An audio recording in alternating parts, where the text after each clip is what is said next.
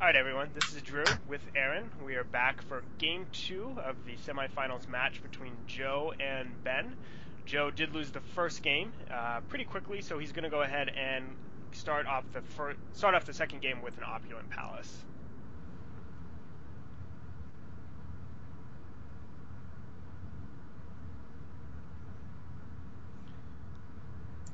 And just has a mountain for his turn.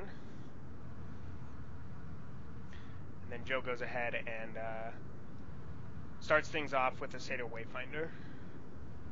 Wayfinder a little bit better in this matchup than other matchups because it can at least trade with a 1/1 token, whereas most times it just ends up chuck blocking.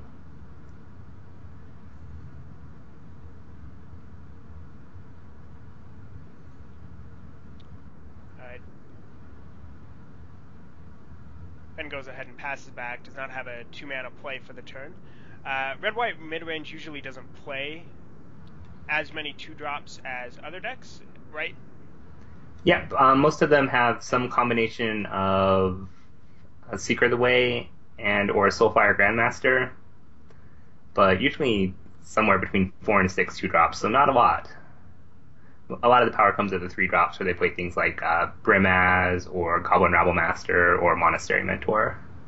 Right. I believe I've seen some lists with Monastery Swiftspear. I'm not sure how much better those decks are than the decks that decide to eschew the 1-drop. I haven't seen those decks as much recently. The first red-white deck that did good, or did well after Cons came out, was the Brad Nelson deck that he played at the Pro Tour, and that did have the Swift Spears, but sort of the move lately has been to go away from them, sort of push your deck a little more towards mid-range than pure aggression. Joe does have a land on top of his deck with Corsair Crewfix in the form of an island. Opts to go ahead and attack with both his 2/4 and his 1/1 into the Brimaz that Ben cast the turn before. And this attack feels a little bit fishy. If I'm Ben, I give a lot of thought to what's going on here, because you can block with Brimaz, he'll bring his cat friend along, and then you could kill the Corsair of Crewfix, assuming there's no trick. Right, well the only real trick I would think at this point that you would be mindful of would be, say, possibly a Bile Blight. Right, any other removal that could kill the Brimaz, Joe probably would have played before combat, so that attack makes me think, well, maybe Joe's got a Bile Blight, but maybe you just block anyway and make him cast the Bile Blight and miss out on a larger drop for the turn. Yeah, is that possibly because you have a lot of valuable creatures in your deck that are vulnerable to Bile Blight anyways? Yeah, Bile Blight's going to be great versus your deck. It's going to kill, your Goblin Rabble Master, the tokens you make. So getting Bile Blight out of his hand is not the worst thing, and then also tying up his mana for turns, not bad either. I would imagine especially the 4th turn, since Joe does have a lot of important 4 mana spells to play, as he did with a Whip of Erebos. Yep, Sidisi as well. Lots of bad stuff can happen on turn 4, so mind a block there, but also maybe if you're the red-white deck, you just want to be aggressive and get the beats on. It may also possibly be that Ben, since he didn't play a creature here, he doesn't have a lot of creatures. In fact, maybe he doesn't have any at all right now. Maybe he just has a hand with a couple Chain to the Rocks, possibly like a Planeswalker or something like that. So rather than looking to get rid of the Bile Blight, he figures my Brimaz is maybe a little too valuable right now to risk to combat. Ben does have another creature, answering Joe's activation of the Whip of Erebos, returning Sidisi with a Hushwing Gryph. And Hushwing Gryph stops abilities of creatures from triggering when they come into play, so Joe does not get to mill himself from Sidisi. He does go ahead and attack. He does get the triggered ability from the attack, though, since it is not coming into play. Mills those 2 Doomwake Giants along with the Polluted Delta, letting him get a 2/2 zombie token.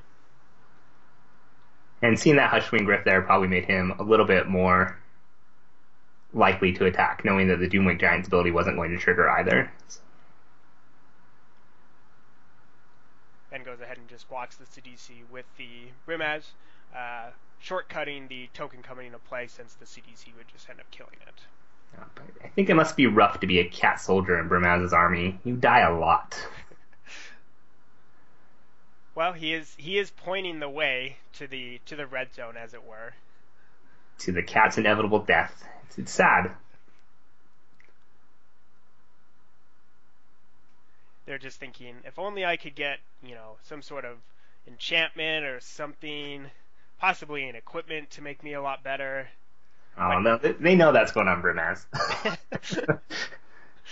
They're like, maybe one day I'll be able to get a sword of my own. That's why he's the king, though, and they're just soldiers. So Ben, thinking through his turn here, can't really attack with the Brimaz right now. Joe would just game walk it with the Courser and the zombie token. Yeah, and a card like Lightning Strike doesn't really threaten the danger of the double block, since if he double blocks and he Lightning Strikes the token, the Courser lives. If he Lightning Strikes the Courser, the Brimaz dies. So Ben does have an answer for the Courser, though, in the form of Chain to the Rocks. Joe having good technical play by flipping over the top part of his library. I always forget. Ben goes ahead and attacks with all of his creatures, since now there's only a 2/2 and a 1/1. Here comes a cat token. That will likely get eaten by a zombie. The zombie army is unfortunately stronger than the cat army, apparently. And that cat knew it too. Brimaz said, "Come on," and the cat said, "I guess." I would make some sort of Walking Dead joke at this point, but I don't watch The Walking Dead, so... I watched the first season, and then I heard it was really good, but I sort of trailed off on the show, but it's one I want to catch up on. Alright. Joe actually does gain a point of life here, since only 2 points of damage get through with a Hushwing Gryph, and he does gain 3 life off of the Whip of Erebos. And Ben has a follow-up play in his second main phase with a Seeker of the Way.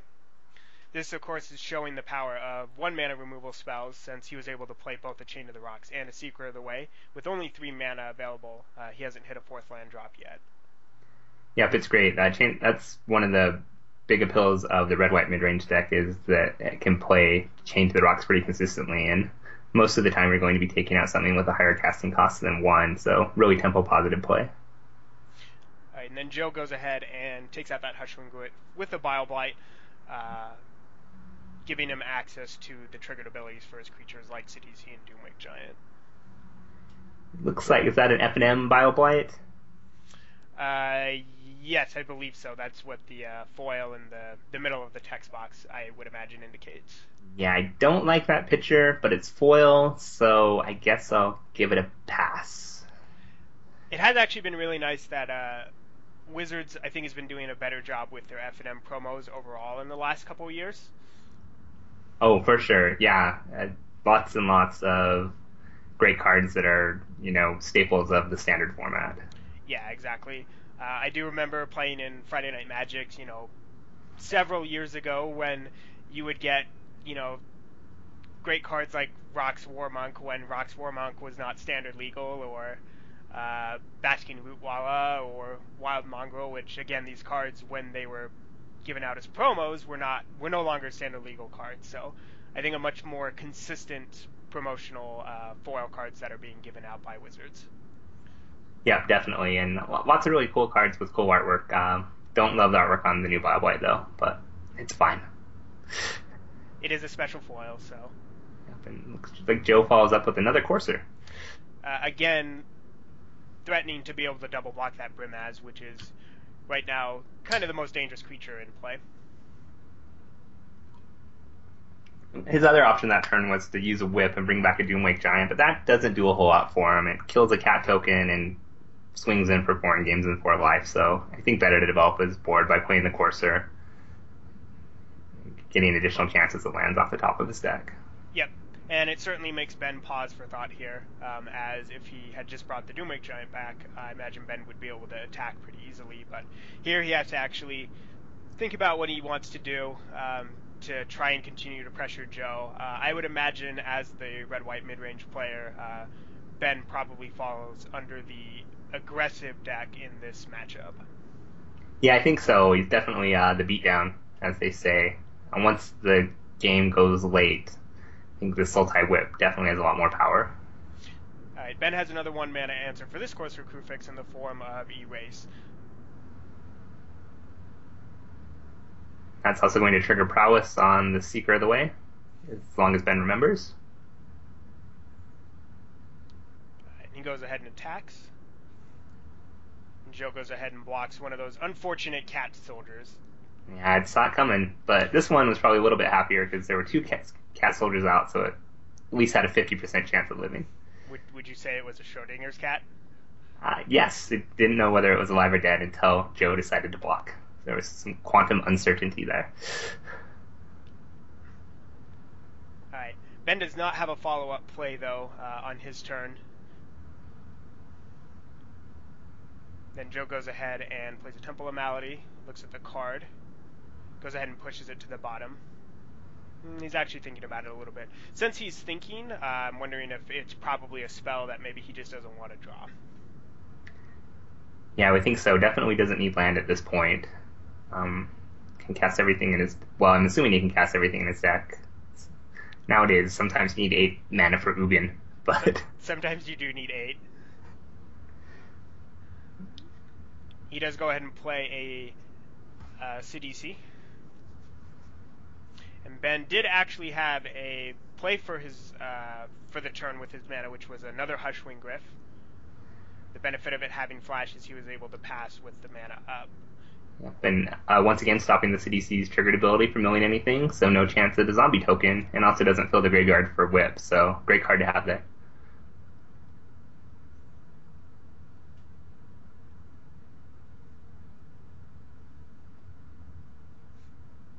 Looks like Ben's deep in the tank. Likely trying to figure out how to line up his attacks, what creatures he does and doesn't want to attack with. Right. The Hushwing Gryph's great in this sort of matchup because a lot of these green-based whip decks or even Green Devotion don't have a lot of answers to flyers, so they're a pretty consistent source of damage. Yeah, I think one of Green's best answer to flyers is Hornet Queen. And considering that if the Hushwing Gryph is in play, you don't get the Hornet tokens from the Hornet Queen, so... and Ben goes ahead and decides to attack with all of his creatures, and Joe immediately blocks both of the unfortunate cat tokens. Many have died in this game. They knew it was coming. They looked over and they thought, we don't want to attack Brimaz, but we're going to.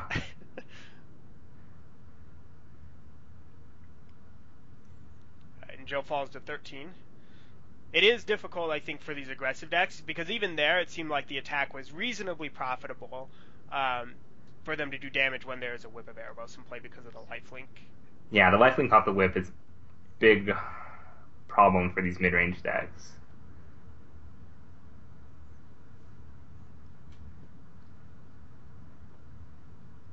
That turn he swung in for 2, 5, 7. Joe gained 5, so he went down 2. Is that right? Yep, that is correct. Joe was at 15 before the combat step. Alright, and then Ben goes ahead and follows up with a Goblin Rabble Master played in the second main phase instead of the first main phase. That's an interesting decision, because if you play it in the second main phase, you don't get the attack trigger that generates a Goblin token, but definitely there are times you want to do it. For example, if your opponent has a Whip out and your Goblin token attack needs to gain them life. In this particular instance, I think Joe was going to block the 2 cats anyway, so might have been better to play the Rabble Master before combat, but not sure what's in Ben's hand, so don't know what the thinking was there. Is there any merit to Joe, rather than blocking the 2 tokens, which seems like a pretty simple block to me, is there any merit to Joe, say, double blocking the Brimaz with the CDC and the zombie token? I think that's pretty risky. If Ben has a Stoke the Flames or a Lightning Strike, then you lose one both your creatures die, you end up falling pretty far behind on the board, and the Brimaz is still alive.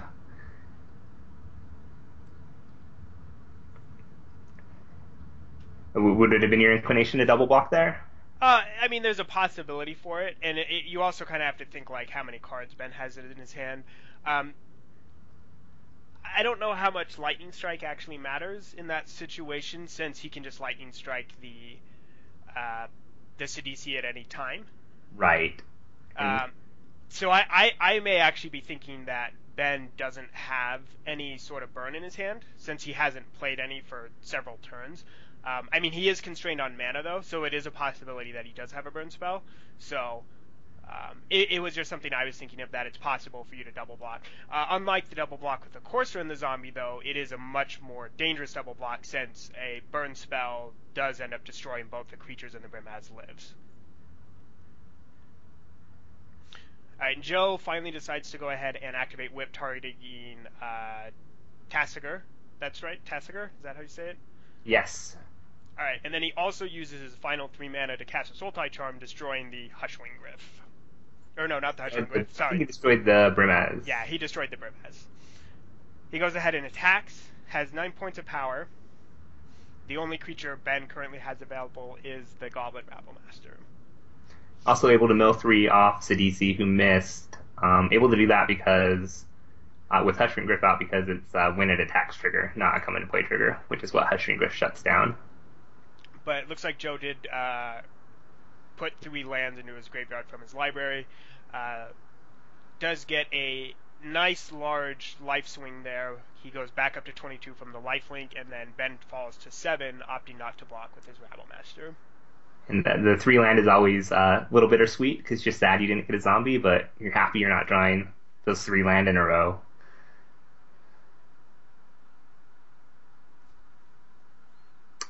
One other thing about the double block you mentioned earlier is that it's pretty unlikely that Ben has lightning strikes in after sideboarding. Well, it's a little tough. You might, I don't know. They're not very high impact, but they do deal with the DC, so maybe you do leave them in. Yeah, that seems like one of those cards that you want in certain situations, but then in other, like, there's certain draws you want that card versus the whip deck, I'm sure. Like this game, he's played multiple CDC, so it seems like Lightning Strike would have been perfectly serviceable here. But say Joe didn't draw CDC at all, but instead had like a Courser and a Carroted and a Doomwake Giant, then your Lightning Strike starts to look a little bit weaker. Yeah, generally not a great card like versus Green-Black Devotion, but maybe you hedge a little and leave some in versus Sultai Whip just because they have the CDC. It probably depends on how many other high-impact cards you have to bring in from your sideboard, but wouldn't think you'd have the full complement in after sideboarding. The Whip's doing a lot of work this game. Joe's life totals, it seems like he's been getting attacked and beat down the whole game, but he's at 22. Yeah, Ben's, I think, done a reasonable job of keeping Joe's board fairly clear of creatures. I mean, Joe does have a Sidisi and a zombie token, but, there's that Lightning Strike we were talking about, so... Oh, he got me. He had it the whole time. He did have it, and now even though he's only at 7 and Joe's at 22, he does have 4 creatures attacking Joe for 9 points of... 9 points of damage. And Joe has a zombie token and a Whip of Erebos still, and 1 unknown card in his hand. Right, and the Lightning Strike pretty good there too because it also triggers the Seeker of the Way, gaining Ben a little bit of life. Yep.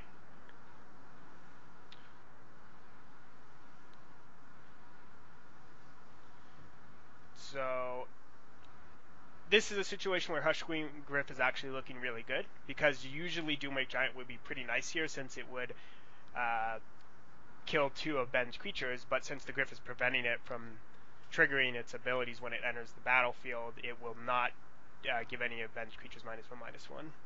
Yep.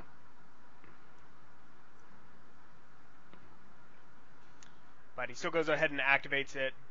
He has plenty of creatures in his graveyard, and this time he returns Sidisi, attacks with both his creatures. Then doesn't get the come into play trigger, but does get the attack trigger. And whips. Yeah, Joe missed it again, and actually milled probably our current favorite card from this top 8, which is Drown in Sorrow, or our card we would want to draw in each of these games.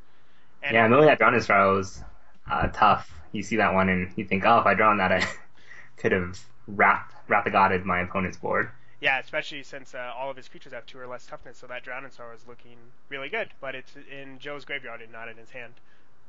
Would have been especially nice too because it would have got that Hushwing Gryph off the board, which lets you get a little bit more value off a lot of creatures in your deck. Ben is down to 5 though, and Joe is, like you were saying, with the whip, keeping his life total high. He's back up to 18 after that attack with the CDC and the zombie.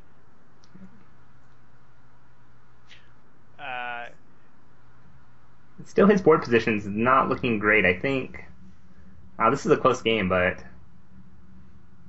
the Rabble Master can do a lot of damage pretty quickly if it's left unchecked. Yeah, right here it's doing 6 points of damage if you're including the tokens, 4 by itself. The Griff is also attacking. Ben opts to leave the Secret of the Way, probably to block that zombie token, and also plays a Brimaz as well. Joe taps 5 mana, casting a Murderous Cut. Looks like he's targeting the Secret of the Way.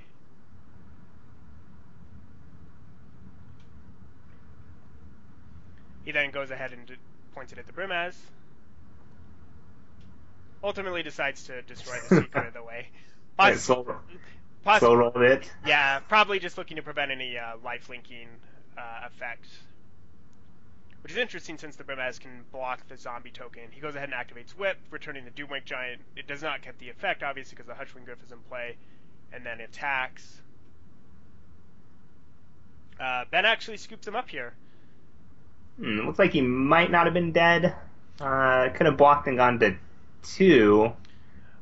It's possible that that maybe the life totals weren't 100% accurate. Maybe Ben missed a life linking trigger from Secret of the Way, so maybe he really was at like 2 life. Sure. So that's definitely a possibility, but looks like